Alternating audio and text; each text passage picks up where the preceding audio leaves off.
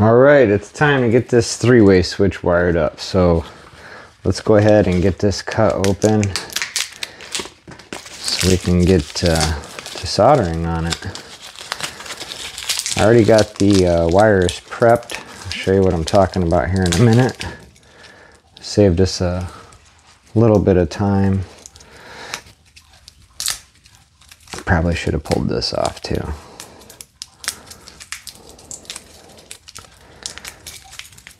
I'm not a big fan of the shrink wrap packaging, but anyways, here we go. So you have 3 lugs here, 2 in the front. So let's go ahead and set this up. We're gonna go ahead and pinch these 2 front lugs together close as we can, because this is where the wire for the input jack is gonna go. And then these ones we're just gonna bend out just a smidgen, because right here is your grounding lug, this big center one. So you have 3 on this side, 2 on this side. The next thing you want to do is like grab it like right here.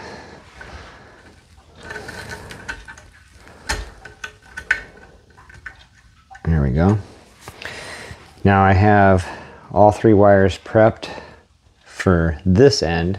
I don't have the other end done yet, but you want to cut away a good chunk of the metal pushback here, because this has to go all the way over to those 2 lugs, and you don't want the grounding wire touching that. And then these go to your pots for your volumes for your pickups. So those are prepared and ready as well.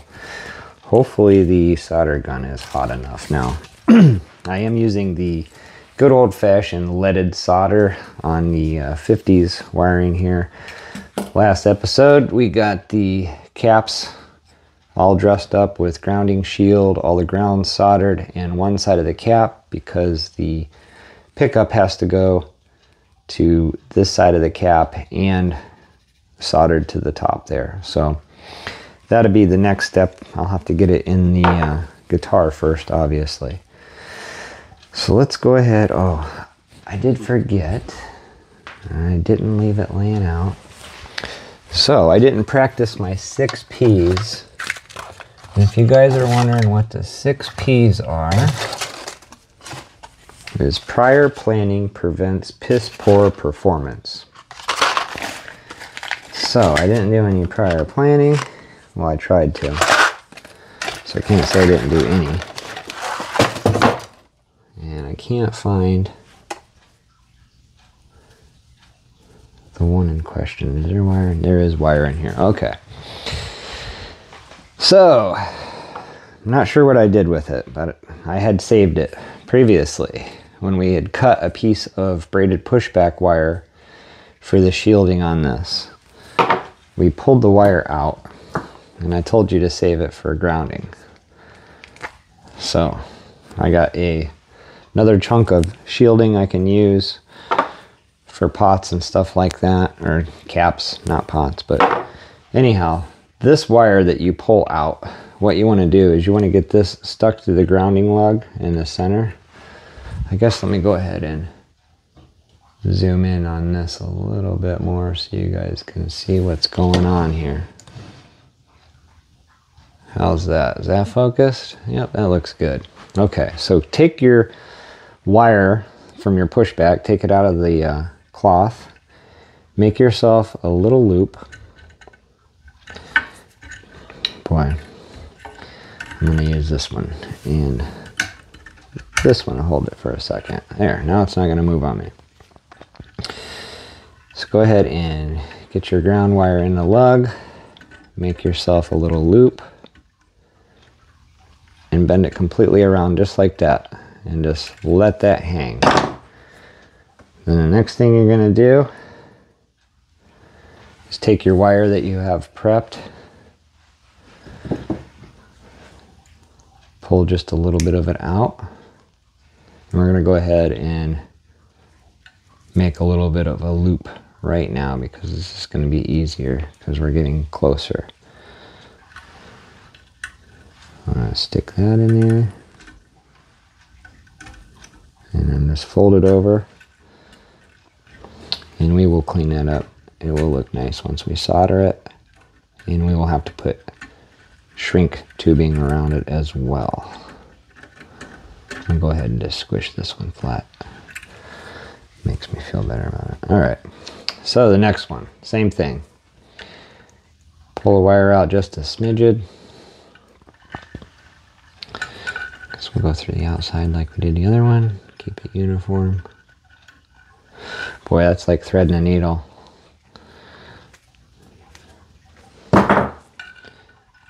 There we go.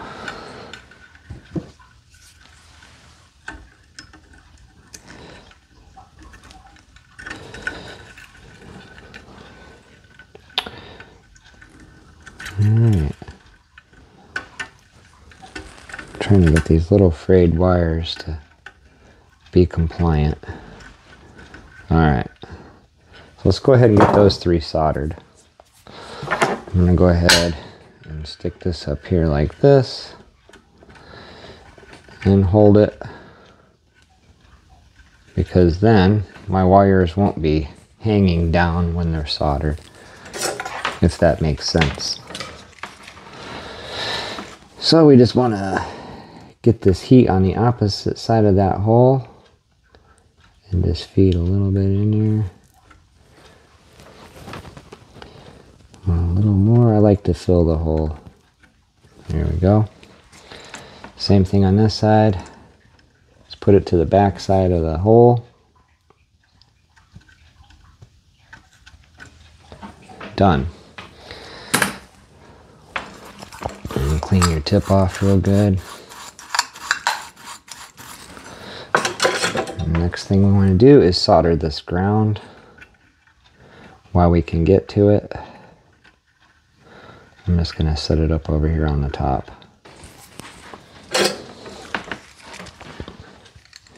It may fall. If it does, it does.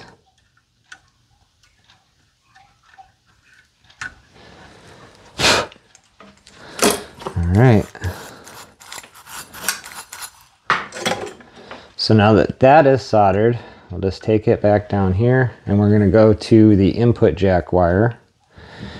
Go ahead again, pull yourself out a good chunk this time, because you have to go through both lugs, and I smashed that. Stop chewing on me.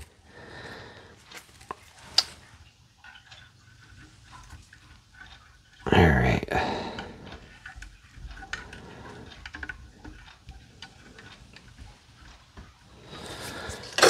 Now I'm just going to fill both of these holes this time, because we need it to have a good connection to both lugs. Waiting for it to get hot enough here. It may not the way I'm doing it. Alright, I'm going to switch sides here.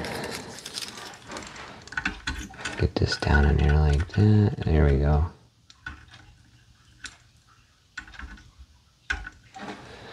That one's done. I'm shaky as today.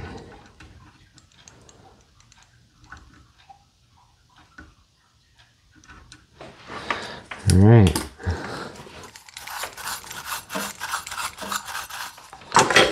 Let's see how that did. That looks pretty good. So now we're just going to fold this wire over, make sure that the ground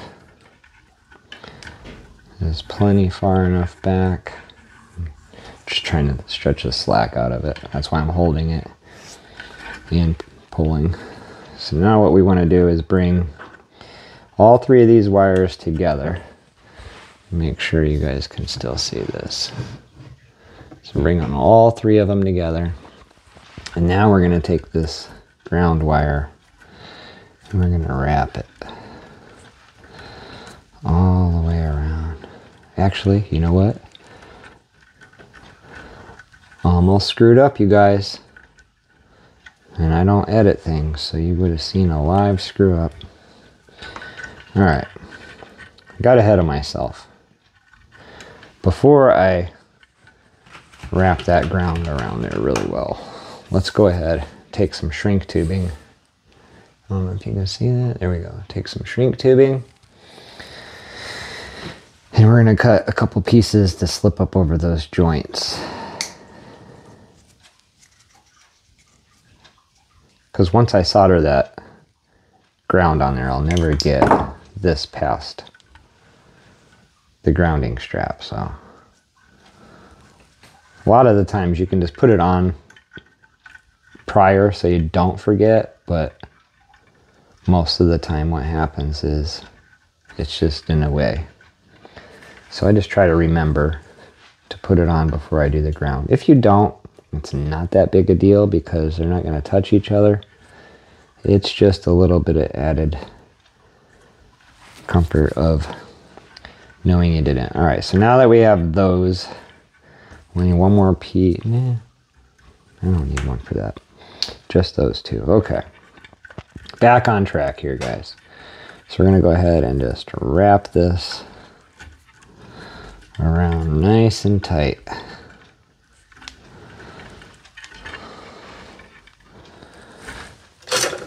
And we're going to go ahead and solder all three of these together.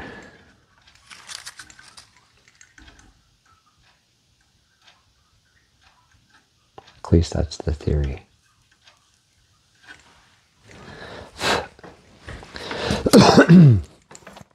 Alright. So now what I want to do is I want to flip this. And I'll make sure you guys are readjusted here in a second. Alright, that's not going to move on me. Can you still see it? Yep, you can still see it. So now what I want to do is I just want to come to this back side here. Make sure that this ground has a really good connection. And then after this, we're pretty much done.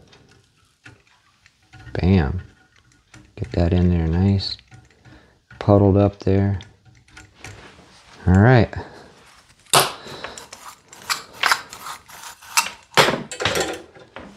Let's go ahead and zoom back out here. And take a look at this.